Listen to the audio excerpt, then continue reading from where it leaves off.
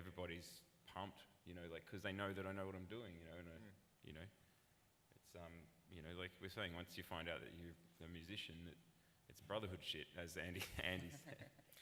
Has anyone noticed Mark's socks? You like them? I do. I'll buy you a pair. Thank you. Mark, your dealings with record labels when you were playing, you know, as a member of a band, were they positive? Yep. I mean, it's never going to be a 100% positive thing, but because, you know, you both, it's definitely positive, but I've heard stories of things not being positive for other people, but, you know, that's life, you know, like sometimes shit's not good, you know.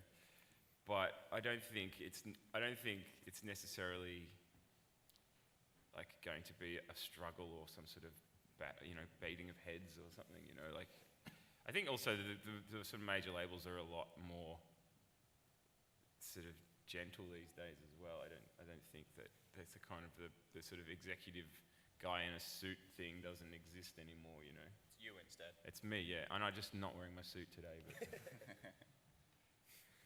Jeff, have you ever had much experience dealing with other record labels other than your own? Yes, of course. As when we started, we just took, you know, the path that everybody wants to take as a band. Like we're working for a manager, we're looking for, you know, stuff like that, and which we had, and things went just, you know, another way. And we had meetings with like Universal in Canada, EMI, and stuff like that, because there was something going on at the time, and it's funny because it was like maybe 5 years ago, and it was at the time where this industry was really on the verge of, you know, changing, and everybody was like seeking for the new way to make it happen and to survive. And it was like, you know, the digital thing was like going all over the record sales and all that. So it was a very strange era for bands like us that were on the rise at that time. And we, in who we are, realized at the end of every meetings that, you know, even if all those promises around that table, I kind of having a hard time to get it. So we just decided to, you know,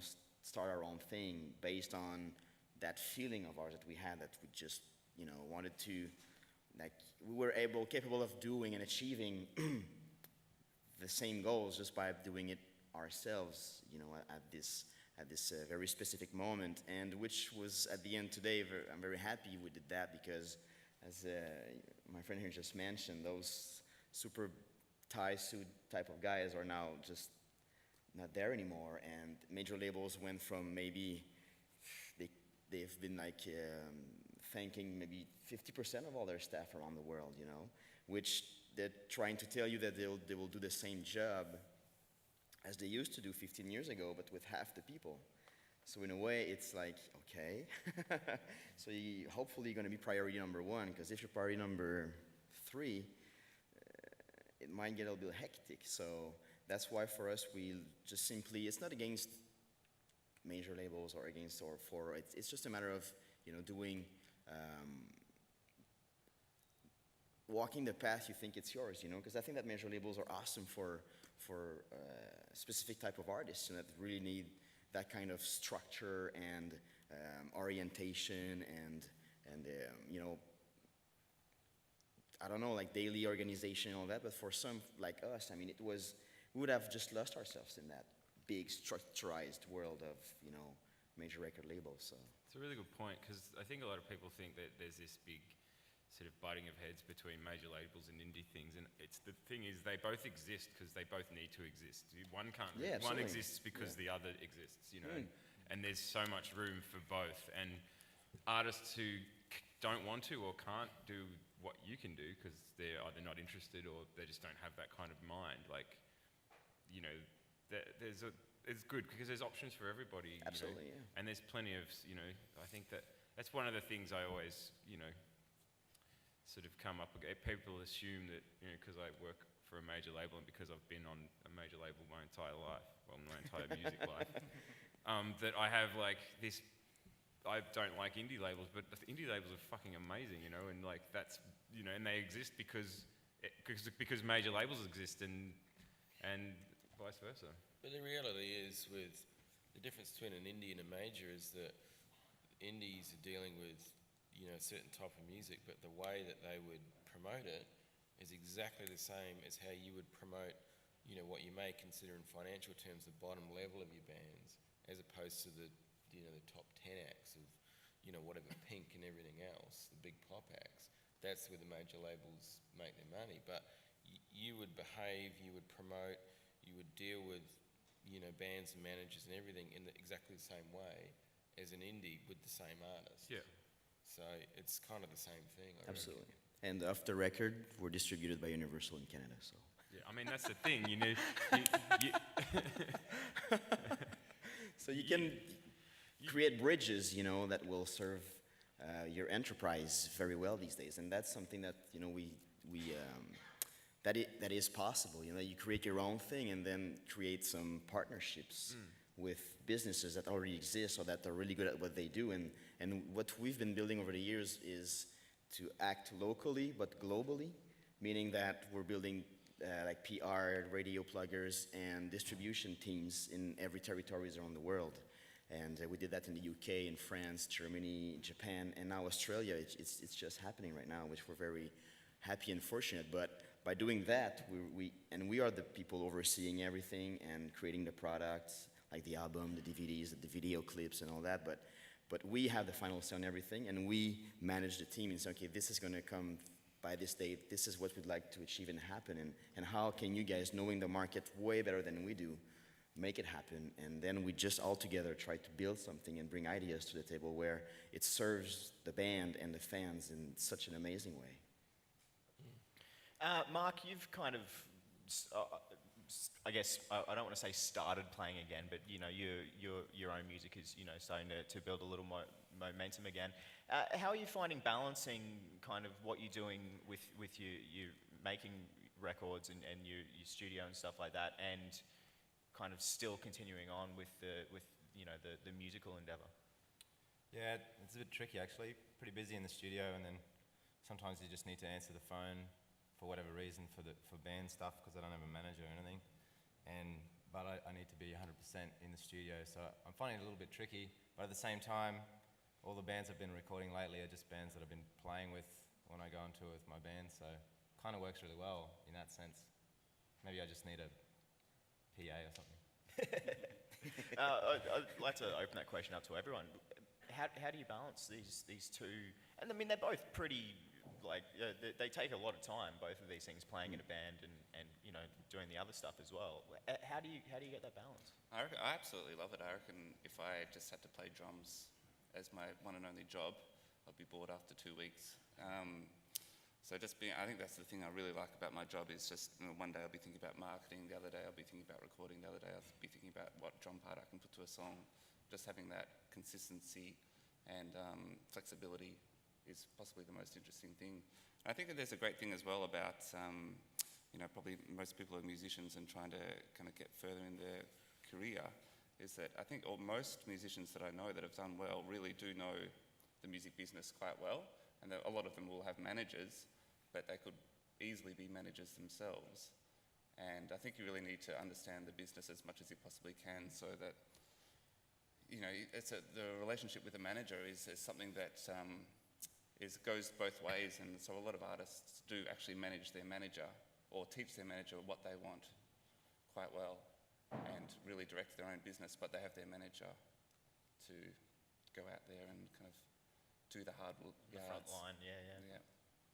I've kind of found it a little difficult to juggle, only because there's been it's been a pretty huge learning curve for me, for someone who's never had a job in their life, to all of a sudden A&R is hardly I wouldn't want to call it a job, but it's it's definitely like a routine. I'm used to work, I've been on tour for 10 years, but it's also, I didn't mind taking a break because, it was a pretty intense 10 years for us, and, I was sort of nice to step back, but I'm just sort of now missing it a lot and looking forward to sort of starting new projects and stuff. I'd love to just play music. You can sleep in. Nice. Yeah, it'd be awesome, wouldn't it? Not open a computer ever. Maybe not even own a phone. That'd be awesome, I think. Fair enough. Yeah.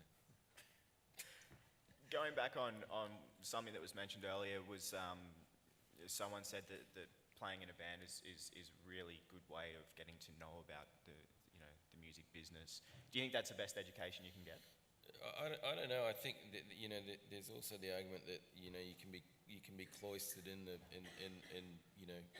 cocooned in being a band too, and oh, okay, yeah, maybe we'll do that. Sure. I think it could be easy to just have things happen around you, but at the same time, for me at least, over the years, because the band is the focus. I mean, the audience is the focus, but when you're in a band, everything happens around you. So, whatever deals happen here, or you're on tour, and I know. I mean, I did study audio engineering when I was a kid, but when you're in a band, whether you know anything about it or not, you do know. You learn about production just because you're around it every day. Yeah. You know what everyone's roles are, and once you're on tour, you kind of understand how that works just by being there. So, yeah, I mean, I think to go to some sort of school to learn about it wouldn't work. I think, being sort of central to it and, watching it all happen is a good way, as long as you pay attention and you learn. Yeah, I haven't met many people in this business who went to school and studied like music industry. No. It's everyone I know who's got into it on all levels has been like, I just said I'd help. I offered to help out at the festival, and now I'm, a promoter, or Yeah. It's never from like, I did that course about, management, and now I'm a manager, so I'm going to go find my band. It's because someone's mate had a good band, and he or she decided to help them out with booking them shows or whatever, and that's how they got into it. Yeah, the best manager most of the time is your best friend. Just like someone that really likes your band and it's gonna, that's gonna die for it, and because I think there's two types of managers for a band, and the way you see it is this guy that is the breaking point between everybody you want to meet and that he knows, or just someone that will just literally do everything, because music is all about guts and passion, I don't see any, because if you do it for money and fame, good luck. Yeah. And it's not exactly rocket science either. So, like your Absolutely, friend that's yeah. passionate will learn it after a couple of years, Absolutely, and yeah. they'll find their way. So, yeah, I think you're right. True. Do you have any advice, or do you think that there's anything that can particularly help someone who, there might be artists out here who really want to make that transition to either, managing their own band or starting their own label or something? Is there anything that can make it easier? You just have to do it, Yeah, You just do just it, can't yeah. just think about it and go, you just have to go out there and actually try and put a record out, and you'll probably fuck it up. And then you'll learn never to do what you did wrong again, and then next time you do it, you'll maybe do better, But you don't sort of get anywhere by sort of thinking and planning it. You just got to do it, I think. But there's enough tools out there right now for you to, I mean, you could honestly, conquer the universe from your bedroom. You could write that song, you could produce it, it could sound incredible. You could build your fan base, you could start selling the thing. You honestly couldn't, you could do it from a bedroom. So I think if someone had the brains and the time and the energy to do it, they should do it. And, they can do it really well these days, with software and, various platforms and social media. It's just there to do, I think, for most people. And it's great to see people and, young kids just doing that. All of a sudden they know, they're making great music, they have a fan base, and it's almost like they don't really need much around them, to be honest, Yeah, you can get lucky. I reckon, just doing it is definitely good advice. There's always classic mistakes that bands, which I made for the first couple of albums that I self-released. Like, you get the album on the Friday, you do the album launch on the Saturday, and then the album's gone. And so, just things like learning those marketing techniques of stretching stuff out. It's stuff that, as I said, is not rocket science, and so you work it out the more and more you do it. And I think the one thing you need to do is just focus on your audience more and more. I think people don't realise that if you focus and build on your audience as opposed to the industry as such, then once you've got your audience, the industry will come knocking and they'll find you.